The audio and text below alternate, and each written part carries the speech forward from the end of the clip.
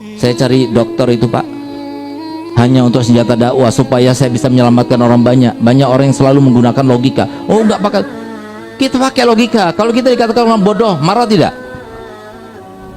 Siapapun kalau dikatakan hei bodoh, hei orang bodoh, pasti marah. Siapa yang tidak marah kita dikatakan bodoh? Siapapun dia, bapak lurah bodoh, bapak polisi bodoh, bapak ustadz bodoh misalnya, marah tidak? Marah. Logika. Tapi masa iya sih kita pinter?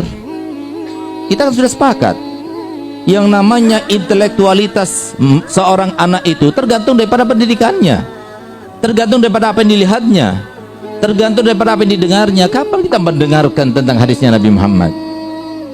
Alhamdulillah Bu, setelah saya menyelesaikan pendidikan pesantren saya berangkat ke Haramain. Saya belajar dengan Profesor Dr. Said Muhammad Al-Maliki di Makkah Mukarramah. Saya belajar juga kepada Habib Zain bin Smith di Madinah. Saya belajar kepada Habib Salim Syatiri. Saya belajar kepada Habib Umar bin Hafid. Saya belajar kepada banyak para ulama kaliber dari kalangan habaib, baik itu di Saudi maupun di Yaman. Alhamdulillah saya belajar pada mereka. Setelah itu saya melanjutkan, saya belajar pada para profesor, dosen-dosen saya yang ada di Malang maupun yang di UTM Malaysia. Alhamdulillah berkat pendidikan tersebut, saya setiap hari kalau bertemu dengan ibu saya cium tangannya, lalu saya cium dahinya, kemudian saya cium kakinya setiap hari. Ketika saya mencium kaki ibu saya berkata begini, ya Allah, aku minta ridhomu. Memang benar, saya banyak punya kitab karangan, buku karangan 24 yang sudah dicetak, ada di mana-mana, belum tentu ada pahalanya. Memang benar saya berdakwah di Nusantara, belum tentu ada pahalanya. Memang benar saya punya majelis di mana-mana, belum tentu ada pahalanya. Tapi kalau sudah orang tua ridho kepada kita, pasti Allah ridho kepada kita. Lihat bagaimana Nabi Muhammad memberikan jaminan bagi mereka yang berbakti pada orang tuanya, di mana Nabi SAW bersabda, "Falyamalil baru ma sya'an ya'mal falan yadkhulan nar, wal ya'malil aku ma sya'an ya'mal falan yadkhulal jannah." Silahkan bagi mereka yang berbakti pada orang tuanya, lakukan dosa apa saja, tidak akan masukkannya ke dalam neraka. Dan silahkan anak yang durhaka pada orang tuanya, silahkan lakukan apa saja daripada kebaikan, tidak akan masukkannya ke dalam surga. Kita lihat sekarang ini, Masya Allah, anak-anak kita berani pada orang tua, membantah pada orang tua dan sebagainya. Bukan salah mereka, tapi salah kita sendiri. Silahkan anak kita masukkan dalam pendidikan formal, tapi nanti pulang siang masukkan madrasah-madrasah diniyah yang ada bertebaran di mana-mana itu. Kalau nggak mau, habis maghrib datangkan seorang ustadz untuk mengeleskan anak kita apa yang wajib diketahui daripada sholat, Quran, semuanya harus kita ajarkan pada mereka.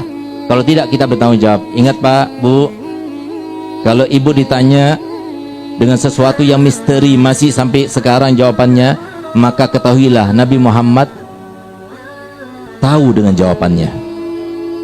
Kenapa? Nabi Muhammad orang manusia yang paling tahu dengan misteri kehidupan ini, kehidupan dunia, kehidupan alam barzah, kehidupan alam mahsyar, maupun kehidupan nanti di alam akhirat. Dan itu bukan ramalan, tapi sesuatu yang pasti.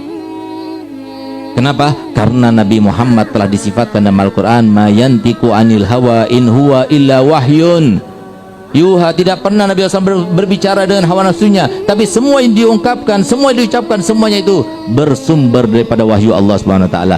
Di antaranya, kalau saya bertanya begini, Pak, Bu, siapa yang pertama kali akan memusuhi ibu? Siapa yang pertama kali akan menyudutkan bapak-bapak? Siapa yang pertama kali akan memojokkan bapak dan ibu sehingga dia itu akan mempersulitkan bapak dan ibu? Siapa dia? Nabi Muhammad sudah menjelaskan dalam hadisnya, awwalu ma yata'allaqu birrajuli ahluhu wa waladuh. Pertama kali yang akan bergelantungan dengan seseorang, yang akan memojokkan, meminta pertanggungjawaban pada seseorang, itu justru anak dan istrinya. Itulah maksud daripada firman Allah Ta'ala dalam Al-Quran, inna min azwajikum wa auladikum aduwan lakum fahdharuhum. Sungguh di antara anak-anak kalian, istri-istri kalian, itu musuh-musuh bagi kalian, hati-hati kalian kepada mereka.